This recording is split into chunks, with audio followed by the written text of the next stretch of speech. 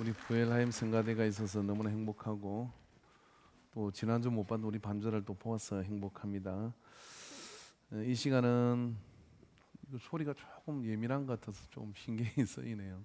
이 시간은 어떤 분이 특별한 봉투를 보냈습니다. 익명의 성도님께서 박강현 학생에게 평소 인사를 너무 잘해서 전달해 주시기 바랍니다. 이렇게 요청했는데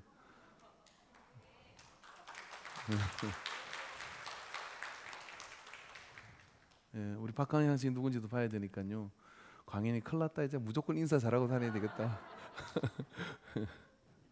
음, 음, 그래서 얼마인지는 모르겠는데 금액이 좀 되는 것 같아요.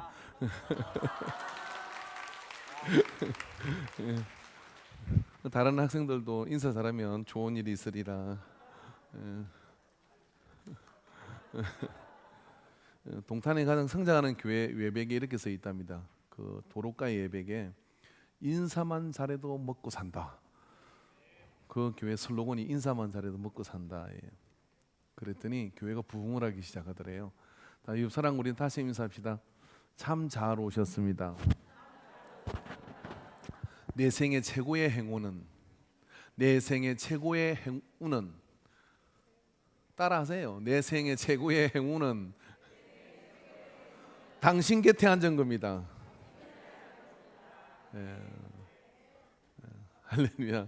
우리가 서로 이렇게 바라보면 좋은 일이 있지 않겠습니까? 여러분, 왜 우리가 이 자리에 있는 게 이렇게 소중하고 놀라운 일일까요? 왜냐하면 인생에서 가장 위대한 선택은 하나님을 믿는 것입니다. 하나님을 믿는다. 어느 어떻게 시작됐든지 간에 모태신앙으로 태어나서 신앙을 가지기 시작했든지 간에 누군가의 전도로 아니면 혹은 어떤 그런 연결 때문에 아니면 교회 가면 좋을 것 같아서 또 심지어는 여자친구를 사귀기 위해서 혹은 또 그런 많은 이유가 있겠습니다만은 그렇게 시작된 신앙생활이 처음부터 그렇게 신중하게 시작한 건 아니겠지만 그렇게 신앙을 가지고 시작하다가 어느 순간에 진실로 하나님을 대면하는 순간이 오게 됩니다. 그 진실로 하나님을 대면하는 순간이 오게 될 때 그것은 마치 어린아이가 태어나는 그런 가정과 흡사합니다. 저는 우리 셋째 아이가 태어날 때 한사랑 산부인과였는데요. 평택에 있는 그 산부인과 선생님이 교회 다니는 분이시기도 한데 그때 그게 유행했는지 모르지만은 분만실에 들어가도록 애기 아빠에게 그런 기회를 줬어요. 저는 좀 그 장면을 안 보기를 원했습니다. 근데 선생님이 들어오라고 하더라고요. 들어가서 탯줄이 끊어지지 않은 상태의 아이가 이렇게 나오는 가정은 아니죠. 나오고 난 뒤에 그 가정을 보도록 했어요. 저게는 좀 공부스럽고요. 첫째, 둘째를 낳고 셋째를 낳는 가정 속에서 느끼지 못했던 이 셋째를 낳는 가정에 느끼는 독특한 감정이 있었어요. 조금 전까지 하나의 사람이었던 그 몸에서 또 하나의 생명이 나온다는 게요. 신비롭고 경이롭고 두려운 그런 감동이 뒤섞여 있었습니다. 그건 제게는 아주 중요한 경험을 가지게 됐어요. 내가 태어나는 순간에도 저런 일이 있었겠지. 그리고 제가 그런 스프라이즈한 경험을 통해서 저는 모태신앙으로 태어나서 그냥 태어날 때부터 제 의식이 있는 순간은 교회를 다녔어요. 그리고 예배를 드렸고 그런 가정에서 주일학교에서 장난을 치기도 하고 또 예배 시간에 졸기도 하고 아무튼 많은 가정을 거치면서 어느 순간 제게도 인격적인 하나님을 만나는 그런 몇 번의 순간들이 있었습니다. 그런 몇 번의 순간을 경험하면서 이 가정은 참으로 사람이 태어나는 가정과 똑같다는 생각이 들었습니다. 이게 거듭남의 체험입니다. 이 거듭나는 그 체험을 우리가 육신으로 태어날 때는 그것을 기억할 수 없습니다. 느낌을 알 수가 없습니다. 그런데요, 분명한 것은 뭐냐면 내가 예수님을 믿기로 해서 세례를 받고 구원을 받은 것을 누가 이야기해 주는데 잘 믿기지는 않아요. 그런데 온전 성결에 해당되는 성령을 받을 때는 세상이 온통 다른 색깔로 바뀌는 것 같은 뭔가 놀라운 일이 내 속에서 시작되었다는 것을, 그 변화를 온몸으로 자기가 느끼기 시작해요. 이게 뭐냐면 거듭남의 체험이고, 그것을 통하여 일어나는 놀라운 어떤 그런 변화, 가장 많은 결정들, 그리고 가장 많은 가치관들, 이런 것들이 다 송두리째 바뀌는 기준이 달라지게 되는 거예요. 이게 하나님을 믿는 거예요. 저는 매주일마다 예배 오신 분들을 봅니다. 예배 와서 예배를 드릴 때 그 하나님을 만나는 그런 일이 오늘 이 예배 가운데 일어나기를 사모하는 마음으로 이 자리에 서요. 제가 한계를 느끼는 것은 뭐냐면, 제가 설명할 수 있는 표현과 제가 설명할 수 있는 언어의 모든 걸 다 동원해도 어떻게 해줄 수가 없다는 거예요. 언제나 하나님을 그냥 계신가 안 계신가 하는 그런 어떤 저울에 올려놓고 보고 있는 상태에 있는 분을 사람이 할 수 있는 방법은 없습니다. 그런데 그들 속에서, 우리 속에서도 하나님을 만나는 그런 놀라운 경험이 정말 일어난다면은 그때부터 많은 것들을 바꾸는 위대한 모험이 시작되게 된다는 거예요. 오늘 이 본문 시편 14편에서는 어리석은 자는 그 마음에 이르기를 하나님이 없다. 하나님이 없다. 그런데 우리는 왜 있다고 생각을 하는 것일까요? 다는 아니겠습니다만은 하나님이 있다고 믿는 사람과 없다고 말하는 사람이 인생 속에는 같이 공존하고 이 예배당 안에도 있습니다. 아니, 있다고 생각해 보려고 노력하는 분도 계시고, 우리는 이런 분들을 구도자라고 그럽니다. 신을 찾으려고 하는 사람. 있다고 확정을 한 사람들, 우리 이분들을 뭐냐면 신자라고 그럽니다. 근데 슬프게도요, 하나님이 있다고 확정하지 않았음에도 불구하고 때로는 직분을 맡기도 하고 때로는 교회의 역할을 하기도 하고 많은 일을 한다는 거예요. 가끔은 자기도 헷갈립니다. 내가 하나님이 있다고 생각은 하지만 나는 하나님을 거듭남으로 만났는가? 그러다가 어쩌다가 이단을 만나게 되면 깜짝 놀랍니다. 당신 구원 받았습니까? 얘기하면 구원 받았다고 말을 못하는 사람이 태반입니다. 그리고 그 구원의 기쁨에 대해서 이야기를 하면 그것에 대해서 뭐라고 꿀먹은 벙어리처럼 말을 하지 못하는 경우가 많이 있죠. 왜? 내 경험이 없으니까요. 네, 저는 하나님을 만났습니다. 그 하나님께서 내 삶의 많은 것들을 바꾸었습니다. 이가 예배자입니다.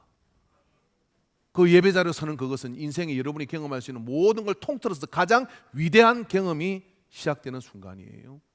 그리고 그 위대한 경험은 여러분 우리에게 어디를 가고 관광을 하든지 무엇을 경험하든지 간에 그 어떤 것보다도 놀라운 경험을 우리에게 선사하기 시작합니다. 마치 알 안에 있는 병아리가 알을 깨고 나와서 날개를 펴서 전혀 새로운 넓은 세계를 바라보는 것처럼 바라보는 시야를 우리에게 가지게 되죠. 그러므로 여러분, 하나님이 없다는 자는 성경은 단정적으로 말합니다. 어리석은 자다라고 이야기를 합니다. 여러분, 하나님 없다는 증거가 뭘까요? 한번 생각해 보셨어요? 사람들은 끊임없이 우리에게 하나님이 있다는 증거를 대봐라고 얘기합니다. 저는 역으로 묻고 싶습니다. 하나님이 없다는 증거가 어디에 있습니까? 그렇게 이야기하면 어리석은 자는 하나님이 없다 그러면 이렇게 말합니다. 하나님 눈에 보여라고 이야기를 해요. 그럼 저는 이렇게 말하죠. 바람은 눈에 보이냐? 눈에 보여서 바람을 믿나? 하나님은 이 역사 가운데 아무 일도 안 하고 방관하고 계시니까 하나님이 살아계시다면 저렇게 나쁜 사람이 어떻게 저렇게 일을 할 수가 있어? 그런 이야기를 합니다, 여러분. 그런데 여러분, 역사를 가만히 보면 하나님은 이 역사 속에서, 긴 역사를 보면 하나님은 이 역사를 주관하고 계시고 있는 걸 우리는 인정할 수밖에 없어요. 역사와 과학과 이런 것들을 총동원해 가지고 하나님은 안 계시다고 이야기를 해요. 어떤 토론을 제가 하다 보면은요, 이런 생각이 듭니다. 토론에 패널로 나선 사람들은 어떤 말을 하더라도 사실은 그 토론에 있어서 상대자의 입장을 긍정할 이유가, 긍정하고 싶은 생각이 1도 없는 사람들입니다. 그런데 토론을 하는 것은 왜 그러냐면 중간에 서 있는 사람들의 생각이 바뀌기를 위해서 사실은 토론을 하는 거죠. 하나님이 없다고 단정적으로 생각하는 사람은 하나님이 있다고 인정할 이유가 전혀 없고, 하나님이 있다고 믿는 사람은 도대체 하나님이 없다는 증거가 뭐냐라고 되묻고 있죠. 결국 있다고 믿고 없다고 믿는 그것으로 성경의 자기 입장이 정해지게 되는 겁니다. 오늘 여러분, 우리는 이 없다는 증거에 대해서 많은 어떤 그런 이야기들을 합니다마는, 예수님께서는 우리에게 2000년 전 이 땅에 오셨을 때 유대에 있는 사람들은 저 강력한 로마를 물리칠 현세적 메시아를 기다리고 있었습니다. 그래서 기적을 베풀고 무리를 걸으니까 이제 예수님께서 앞장서시면은 우리는 저 로마를 무너뜨리고 옛 다윗의 영광을 회복하겠다라고 요청하고 열심당원 중에 하나인 가룟유다도 그를 따르게 됩니다. 그 예수님께서 이렇게 말씀합니다. 내 나라는 그런 나라가 아니다라고 얘기를 해요. 그러나 나는 1도 로마를 무너뜨릴 생각이 없다라고 얘기합니다. 로마가 무너질 것을 생각했을까요? 여러분, 로마는 역사 속에서요, 로마가 없어지고 난 뒤에 인류의 역사는 역사학자들이 말하는 거 뭐냐면 500년 인류사가 후퇴되어 야만으로 돌아갔다고 이야기를 합니다. 그게 여러분 인류사가 정언하는 이유입니다. 근데 예수님께서 로마를 무너뜨릴 생각이 없다라고 말씀하셔요. 그 나라에 관심이 없다고 얘기합니다. 왜냐하면 그 로마조차도 예수님이 복음을 전하기 위한 그들이 닦아놓은 군사도로가 모든 길은 로마라고 이야기하는 그 말을 따라 복음이 전 세계로 뻗어가는 통로로 하나님이 들으시고, 그리고 하나님이 내리시는 역사의 한 퍼즐이기 때문에 그렇습니다. 예수님께서 역사에 관여하지 않습니까? 인류의 역사를 연구하는 모든 미래학자들은요, 단 하나도 인류사의 2차 대전 그리고 많은 역사의 변수들을 예측한 사람이 없어요. 단 한 사람도 학적으로, 논리적으로, 그리고 통계적으로 이야기를 해서 이런 일이 일어날 거라는 예측을 못했습니다. 지금도 역시 마찬가지입니다, 여러분. 우리가 과학을 가지고서 하나님이 없다, 하나님이 있다면 과학을 통해서 입증할 수 있을 것이라고 이야기를 해요. 인류가 처음으로 소련에서 우주선을 지구 밖으로 내보냈을 때 제일 먼저 물은 질문이 뭔지 압니까? 거기 하나님 천국이 있냐? 봐라, 그렇게 얘기했어요. 그죠? 우주로 나간 이 사람은 그곳에 천국이, 하늘나라가 없다는 걸 얘기했죠. 공산주의 나라니까 당연히 그렇게 했겠죠. 그럼 기독교인 나라가 갔으면 천국이 있다고 사기칩니까? 과학으로 그러므로 이제 하나님 나라는 없다라고 얘기합니다. 천국 어딘가에 저 우주 밖에 있을 거라고 생각했는데 우주가 너무 넓어. 다 조사하려면 한참 힘들 것 같아요. 근데 보십시오. 2주 전인가 그때 논문이 하나 발표됐는데 120만 년 전에 인류, 그 인류의 뇌를 연구하던 학자가 이런 결과문을 내었습니다. 그때의 인류나 현재의 인류나 뇌의 사이즈가 똑같다는 거예요. 그 이야기 무슨 이야기죠? 여러분, 우리 현대사의 인류의 역사는요, 10,000년 정도를 볼 수 있습니다. 도끼 들고, 그 다음에 청동기, 신석기, 구석기 이런 거 배웠잖아요. 그 10,000년 정도거든. 그럼 120만 년 전에 인류 속에 살던 어떤 해구를 발견을 했어. 그 발견했다는 것도 믿기 어려운데, 그런 것 속에 조사를 해가지고 이제 현대과학으로 머리 두상을 딱 연구했더니 그 뇌의 사이즈가 나오는 거예요. 그 뇌의 사이즈를 조사해봤더니요, 지금 인류의 뇌와 그들의 뇌가 별반 차이가 없더라는 거예요. 그럼 우리가 사람이 이 뇌가 좋아서 10,000년 동안 이런 문명을 이뤘다면 그 지나간 숱한 자기들이 주장하는 몇만 년이라는 그 세월 동안에 왜 이런 일이 일어나지 않은 것일까요? 왜 그런 역사가 12번도 더 반복돼야 되는 거죠? 12번도 더 반복돼야 되는 일이 상식적으로 생각하면 맞잖아요. 그럼 한 가지 가설밖에 없습니다. 진화에 의한 것이 아니라 누군가에 의해서 창조되었다. 하나님이 없다는 증거가 뭐겠습니까? 있다는 증거만 더 나옵니다. 과학이 발전하면 발전할수록 뭐냐면 하나님이 이 세상을 만들었다는 증거만 더 나오는 것 같습니다. 피를 연구하는 학자가, 이건 정설입니다. 모든 인류는 얼굴이 검거나 하얗거나 니리끼리하거나 상관없이 한 여자의 태에서 나왔대요.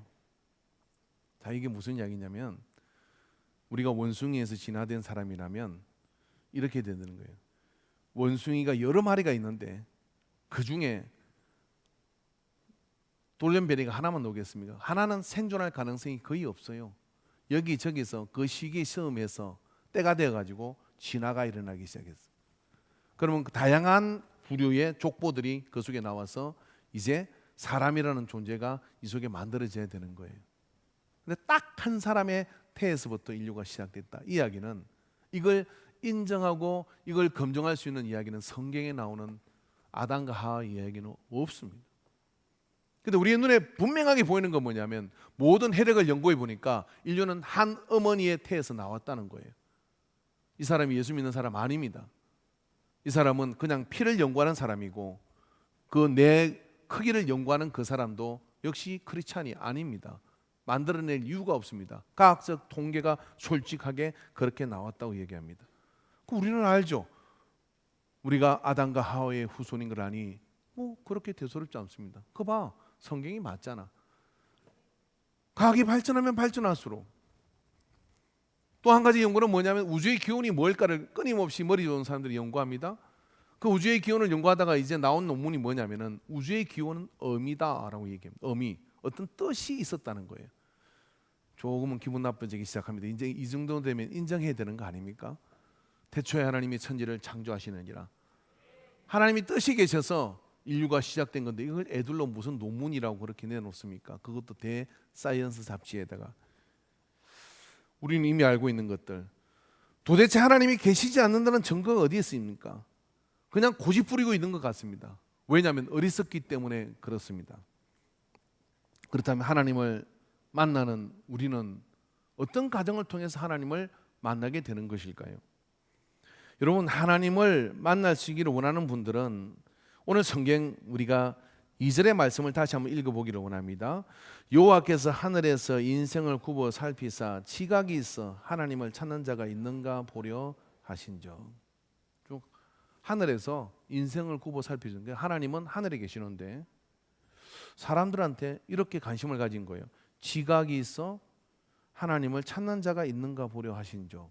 지각이라는 게 뭐냐면, 감각 기관을 통해 환경을 인지하는 것이 지각입니다. 이게 이런 이야기죠.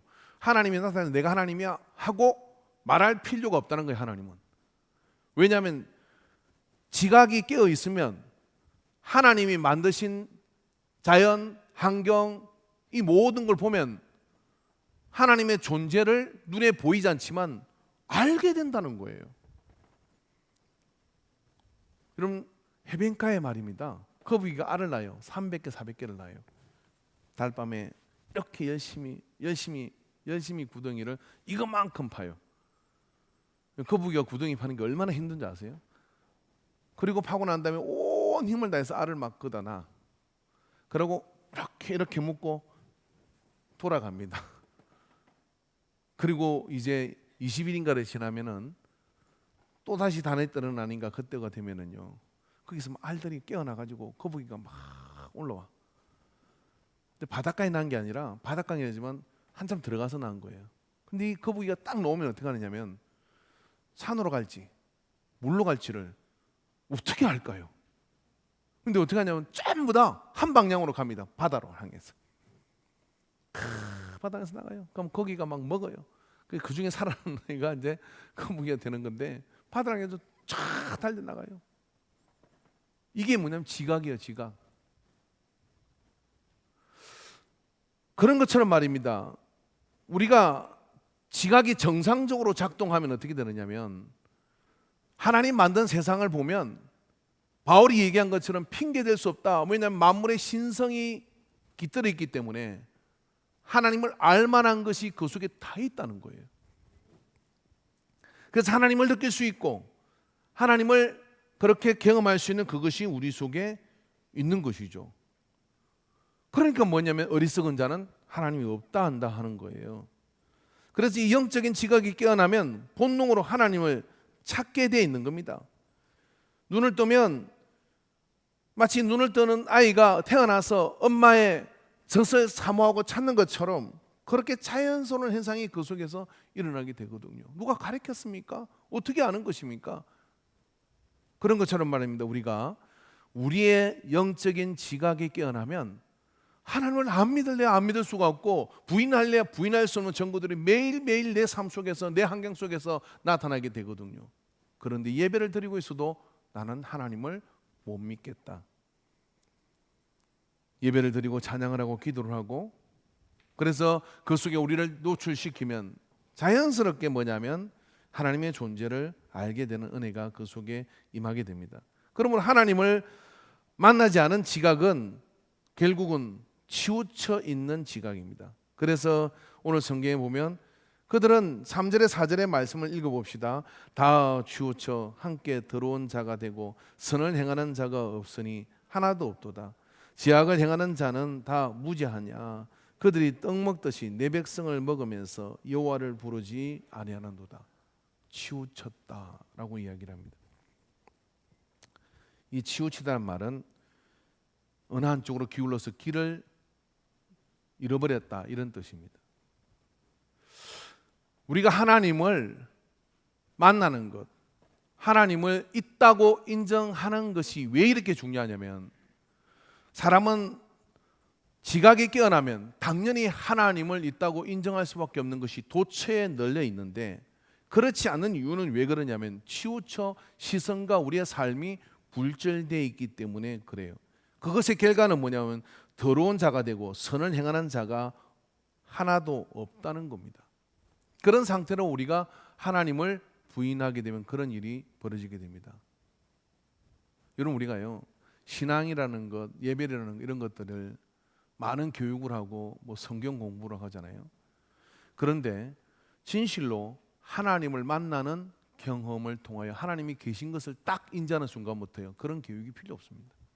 왜냐하면 하나님이 계신 것을 인지하게 되면 그 다음부터는요 본능처럼 그가 기뻐하는 일과 그가 인도하는 길로 자기 삶을 드리게 되는데 그 드리는 정도가 도살장 속 걸려가는 그런 상태로 드리는 게 아니라 그가 기뻐하는 일을 아니할 수 없는 그런 가치의 변화가 그 속에서 일어나기 때문에 그랬어요. 치우치다는 말은 길에서 벗어났다 그런 이야기입니다. 길이 아닌 길을 가는 그런 상태에 이르게 됐다 그런 말입니다. 그러므로 모든 인생의 문제는 하나님을 찾지 아니함으로 뿌리가 있고요. 회복은 하나님을 찾는 것에서부터 시작돼요. 그러니까 우리가 매번 예배를 들을 때마다 말씀을 들을 때 예배를 들을 때 설교를 할 때 하나님 계신가 안 계신가 계신가 평생 그러다가 여러분 한많은 인생을 마칩니다. 그런데요 하나님을 계신다 안 계신다 이걸 토론이나 어떤 논의나 어떤 제 말로 설명을 하거나 설득시킬 수 있는 자신이 없다 그랬어요. 근데 어느 날 내가 결정을 합니다. 하나님은 계신다. 그렇게 결정한 것이 세례받은 거예요. 그런 다음에 무슨 일이 일어나냐면 성령님이 우리에게 찾아오십니다. 내가 계신다고 인정하니까 그 계시는 것에 임재하셔서 우리로 하여금 거듭남의 경험을 하게 해요. 새롭게 태어나는 경험을 하게 난 뒤에는 어떻게 되느냐? 그리고 난 뒤에는 내가 보는 모든 사물 속에 여기도 하나님이 계시고 저기도 하나님이 계시고 그 계신 하나님을 부인하기가 너무 어려운 거예요. 그래서 조금 노력을 해봅니다. 왜냐하면 불편하거든요. 하나님이 계시다고 생각하니까 전에 편안하던 것이 불편한 것들이 있어요. 그러니까 어떻게 하느냐면 하나님 안 계실 거야. 안 계신 것 같아. 예배를 들어 나가다가 좀 찔렸어. 나가면서 이런 생각을 합니다. 하나님이 계시지 않아 라고 다짐하며 가는 사람도 있다고 합니다. 그런데 다른 상황 속에서 나는 시퍼렇게 살아있다고 우리에게 다가오셔요. 그러니 여러분 하나님이 계시다는 것을 인지하기만 하면 시간 문제이지 그 삶은 변화를 경험할 수밖에 없어요. 많은 가치들이 달라지게 됩니다. 하나님을 찾는 것은 어떤 것을 이루기 위한 수단이 아닙니다. 처음에 수단 때문에 하나님을 찾아요. 나 위로받고 싶었어. 문제 해결하고 싶었어. 그래서 하나님을 찾죠. 교회 나오는 이유도 가지가지입니다. 그러나 하나님을 만나는 순간 사실은 내가 들고 왔던 모든 가치가 내려놓아지게 돼요. 왠지 아세요? 그분을 만나는 것이 알고 보니까 인생의 목적이었던 거예요. 그리고 그분을 만나고 난 데부터 그 속에서 완전히 내가 다른 가치의 일을 발견하게 되는 거예요. 톨스토이라는 러시아의 문호가 사람은 무엇으로 사는가라고 하는 책 속에 이런 메시지를 던집니다. 사람이 모르는 것은 자기에게 뭐가 필요한 것을 몰라요. 사람에게 필요한 것은 또 무엇인지 모릅니다. 사람에게 필요한 것은 사랑이고요. 사람이 모르는 것은 자기가 뭐가 필요한지를 모르는 겁니다. 근데 재밌잖아요. 근데 우리는 끊임없이 내가 이게 필요하다고 이야기를 해요. 그걸 잘 이해하지 못했던 천사가 날개가 꺾어져 땅으로 떨어집니다. 그래서 가난한 구두 수순공 집에서 조수로 일하게 되는 사연이 있는데 궁금하면 책 사 보십시오. 사람은 무엇으로 사는가? 성경적 가치가 그 속에 다 녹아 있거든요. 어느 날 키가 한 180되는 거대한 거구의 사람이 화려한 마차를 타고 나타나서 이 집에 그 조수로 있는 그 사람이 구두를 잘 맞춘다는 이야기를 듣고 찾아왔습니다.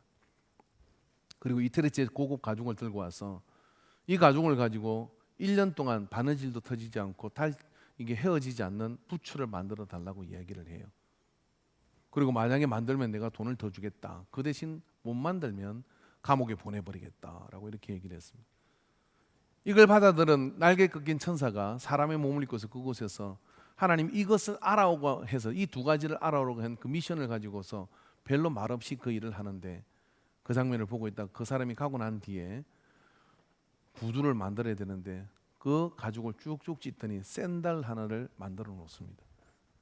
주인은 얼굴이 백지장이 되었습니다. 이제 죽었구나. 어떤 산을 가지고 저렇게 할까? 그럼 워낙 그동안 너무나 구두를 잘 만들었기 때문에 뭐라고 말을 못합니다. 그리고 이틀이 지나서 어떤 하인이 찾아와서 이렇게 얘기합니다. 지난번에 우리 주님이 맡겼던 부츠를 이제 만드시지 않아도 됩니다. 왜냐하면 그분이 죽었습니다. 그의 아내가 죽어서 신을 수 있는 샌들 하나, 시신에다가 신을 샌들 하나를 부탁을 하고 그 가죽은 가져오라고 했습니다. 그래서 그 가죽을 내어줍니다. 그리고 이 천사는 한 가지의 숙제를 풀었습니다. 사람은 자기가 무엇이 필요한지를 모른다. 자기가 언제 죽을 줄 모르는데 1년 동안 닳지 않을 신발을 1년 동안 헤어지지 않은 신발을 만들어 달라고 이야기를 한 것이죠. 천사는 그때 뭘 봤냐면 자기의 동료가 그 사람 뒤에 서 있어 오늘 그 영혼을 데려가려고 와 있는 걸 봤어요. 이게 우리인 거죠. 우리가 하나님을 만나게 되면 왜 가치의 변화가 일어나고 인생의 선택과 많은 것들이 바꾸게 되느냐면요. 그건 우리 인생이 경험할 수 있는 가장 놀라운 순간이고 왜 그것이 그런 순간이 되느냐면요. 내가 추구하고 내가 이거 꼭 필요하다고 생각했던 모든 기준들이 다 재조정해야 되기 때문에 그래요. 이게 여러분 신앙입니다. 신에게 기여한다고 하는 것은 바로 이런 부분들인 것이죠. 그래서 고린도서 3장 17절 18절에 보면 이런 말씀이 있습니다. 한번 같이 읽어봅시다. 주는 영이시니 주의 영이 계신 곳에는 자유가 있느니라. 우리가 다 수건을 벗어 얼굴로 거울을 보는 것 같이 주의 영광을 보매 그와 같은 형상으로 변하여 영광에서 영광에 이르니 곧 주의 영으로 말미암음이니라. 아멘. 무슨 이야기인지 좀 헷갈리잖아요. 이 이야기는 출애굽기 34장 33절에서 35절의 이야기를 고린도 후서를 통해서 바울이 이해하고 설명한 내용입니다. 모세가 그들에게 말하기를 마치 수군으로 자기 얼굴을 가렸더라. 그러나 모세가 여호와 앞에 들어가서 함께 말할 때는 나오기까지 수군을 벗고 있다가 나와서는 그 명령하신 이를 이스라엘 자손에게 전하며 이스라엘 자손이 모세의 얼굴의 강체를 보므로 모세가 여호와께 말하러 들어가기까지 다시 수군으로 자기 얼굴을 가렸더라. 사람 모세가 하나님을 만나러 가서 그 영광이신 하나님을 만나고 난 다음에 물리적 강체가 이 모세의 얼굴과 얼굴 속에 묻어나는 거예요. 근데 이 물리적 강체의 영광을 제 많은 그 백성이 감당할 수 없어서 모세가 얼굴을 수군으로 가렸다는 얘기. 여러분 우리도 역시 마찬가지인데 우리가 하나님을 만나는 진실한 경험이 그 속에 일어나면요 사람이 다시 태어나는 것처럼 그런 변화의 역동성을 경험하게 되고 그것이 우리의 모든 가치를 바꾸는 놀라운 일이 일어나는 게 정상입니다. 어제 저는 밴드에다가 이단에 대한 글을 하나 올렸습니다. 꼭 교육적으로 필요한 글이라 올려놨는데 걸 길다고 안 읽은 분들은 다시 한번 읽어보시기 바랍니다. 그게 마지막 부분에 보면 이단을 연구하는 그런 목사님이 이런 이야기를 합니다. 이단을 진실로 그 많은 이단 54개가 넘고 우리가 아는 거는 10가지도 세대되지 않지만은 자기가 예수라고 하는 사람이 벌써 27명이나 뭐 여기 우리나라에 있고 이런데 우리가 지금 살고 있어요. 그런데 이걸 막을 수 있는 이런 방법은 뭘까? 그 이야기는 가정 예배 회복이라고 이야기했어요. 왜 가정 예배 회복일까요? 왜 그런 것일까요? 좀 생각을 좀 해봤습니다. 왜라고 생각을 하십니까? 여러분 신천지에 빠진 친구들이나 그리고 이단에 빠진 친구들이요 뭘 경험하는 줄 아세요? 또 구원파에 빠진 친구들 그들은요 바로 이 순간을 잘못된 것이지만 자기의 모든 다시 말해서 신적 존재 교주인데 신적 존재인 그를 자기에게 받아들이는 순간을 통해 자기의 모든 가치관을 백지화시키고 이제 추앙하기로 작정을 하고 이제 그의 모든 결정을 따르기로 작정하는 그런 결단을 들임으로 인해 가지고 자기 삶의 갈등이나 이런 부분들을 다 없애버리고 맹목적으로 추종하는 그런 일이 그 속에서 벌어져요. 이것이 이단의 교주들이 하는 방법이긴 하지만 우리 그리스도인들이 하나님 앞에서 신을 만날 때 그 앞에서 우리가 보여야 될 모습이기도 합니다. 그런데 가정 예배와 믿음의 가정에서 그런 일이 일어나지 않고 있는 것이 이단이 계속해서 번창하는 이유다라고 얘기를 해요. 청년은 성수하고 학생도 순수한데 가정에 있는 예수 믿는 내 집에 부모는 직분이 있고 신앙이 있지만 아무리 봐도 그런 경험을 한 사람 같지가 않다 이 말이에요. 그런데 그걸 경험한 사람들이라고 하는 자가 나와서 너는 나를 따르라고 이야기하고 내가 곧 보혜사라고 이야기를 하고 그리고 그들에게 확신을 주고 이게 진짜인가 저게 가짜인가를 갈등하던 학생과 청년들이 그리고 또 많은 참된 구도자들이 그런 절대적 확신의 말을 보고 어떻게 하느냐면 그럴 수 있다는 마음을 가지고 거기에 귀의를 해버리는 겁니다. 50만 명이 넘었습니다. 예수의 복음이 능력이 없는 것입니까? 아니면 거대한 인의 장벽에 가려서 하나님을 믿는다고 이야기하지만 하나님을 경험한 것을 보여줄 수 없는 그런 사람들이 장막을 치고 있는 것은 아닌지요? 그렇다면 여러분 우리는 사실 하나님께 가는 길목을 막고 있는 암초들입니다. 그러므로 우리는 영광에서 영광에 이르는 하나님을 우리가 거듭남의 경험을 해야 하는 거예요. 당신은 거듭났습니까? 라고 이야기하면 이렇게 말을 하죠. 사람이 태어나는 걸 어떻게 압니까? 아니요. 사람이 태어나는 걸 몰라도요. 내 삶 속에 하나님이 찾아오셔서 만나서 그리고 성령을 받고 난 다음에 내 안에 가치가 변화되는 건 본인이 느낄 수 있습니다. 내게 무슨가 놀라운 일이 일어나고 있고 그리고 내가 많은 선택하는 것들이 이제 다른 선택을 하게 되는 그러한 변화를 서로가 경험하게 되는 것을 어떻게 부인할 수가 있나요? 없으니까 없다고 이야기하는 거예요. 틀렸어요. 그렇지 않아요. 하나님을 만나게 되면 그건 감출 수 없는 표현으로 주변 사람이 알아보는 표현으로 바뀌게 됩니다. 저 사람 저런 사람 아니었는데 맨날 저녁이면 술 먹고 맨날 저녁이면 탄식하고 그런 사람이었는데 어느 날 술을 안 먹어.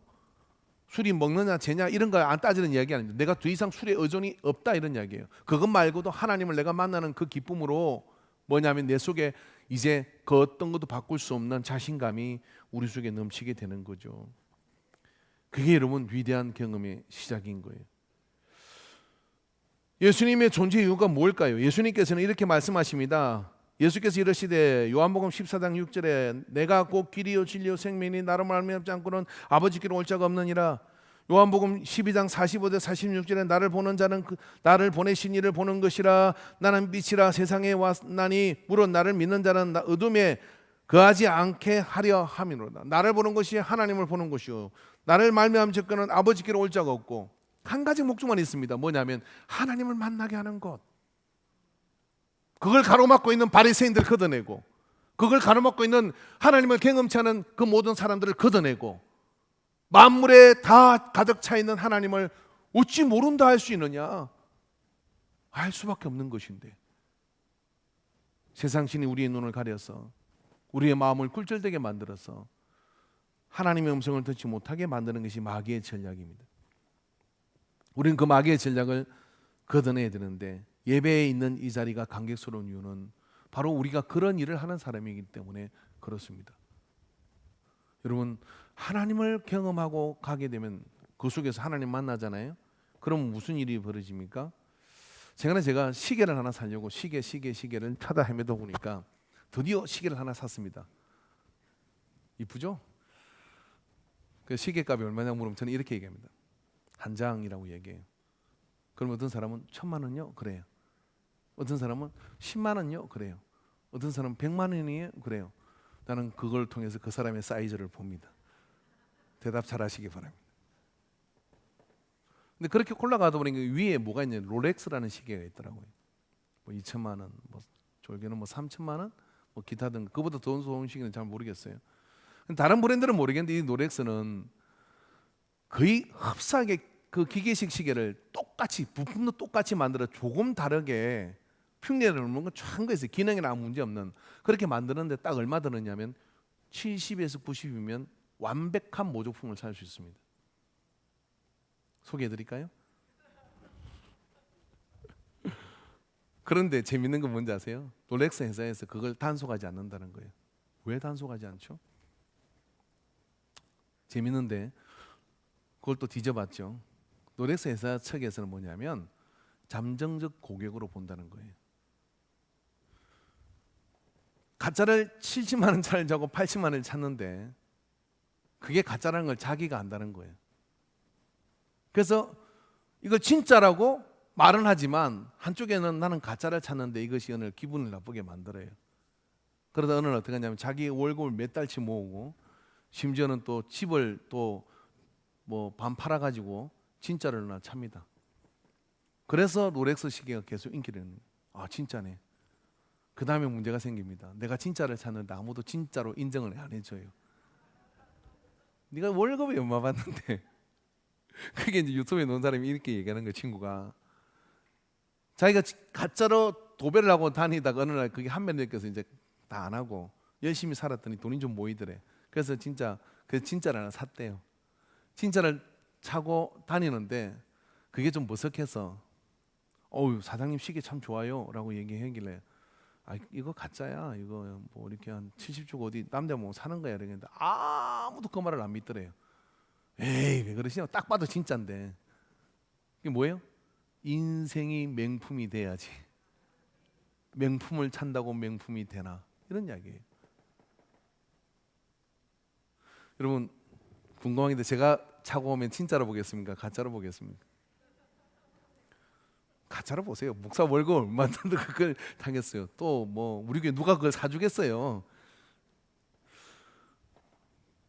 근데 여러분 내가 하나님을 만나잖아요.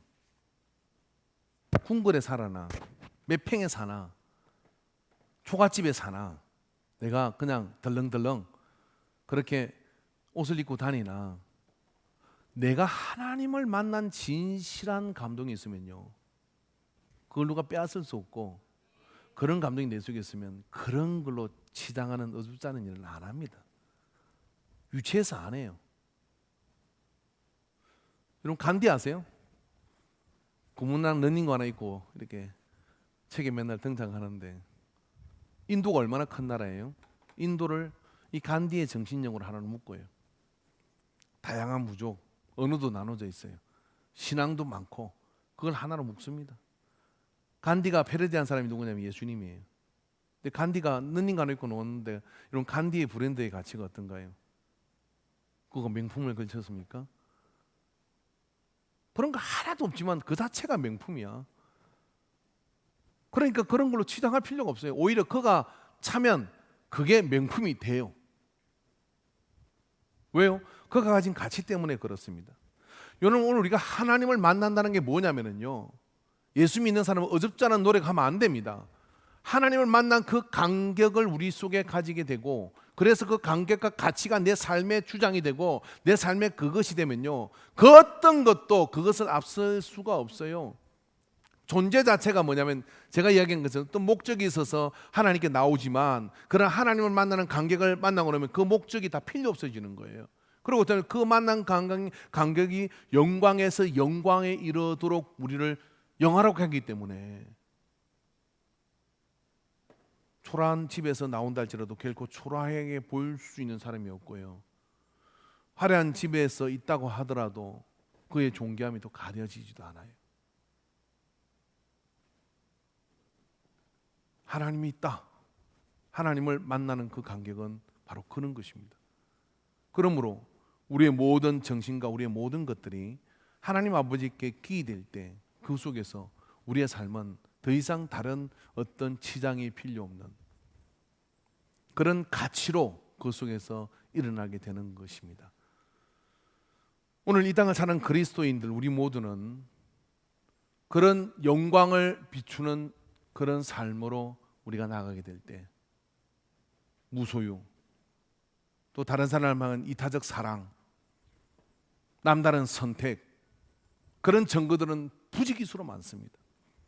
그리스도인이 아니면 할 수 없는 그런 선택들을 해내는, 지금 이 순간에도 그런 믿음을 가지고 하나님 자에게 물어보십시오. 왜 그러냐고. 그러면 내 속에 하나님을 만난 그 경험을 통해서 다른 것들이 천해 보이고 또 어떤 다른 것들이 귀해 보이는, 이게 바뀌어버린 거예요. 바뀌어진 사람에게 어떤 것을 설명할 수가 있겠습니까? 오늘 여러분, 우리에게 한번 이 시즌을 통해서, 저는 신과 함께라는 이 주제로 3번 정도 설교를 더 할 것 같습니다. 이 시즌을 통해서 내가 하나님을 만난 것, 그리고 하나님 만난 것이 어떤 일인지를 깊이 한번 되새겨보고, 또 그 가치를 우리가 재조명해서 믿음의 자리에 서기를 주의 이름으로 축원합니다. 기도합시다.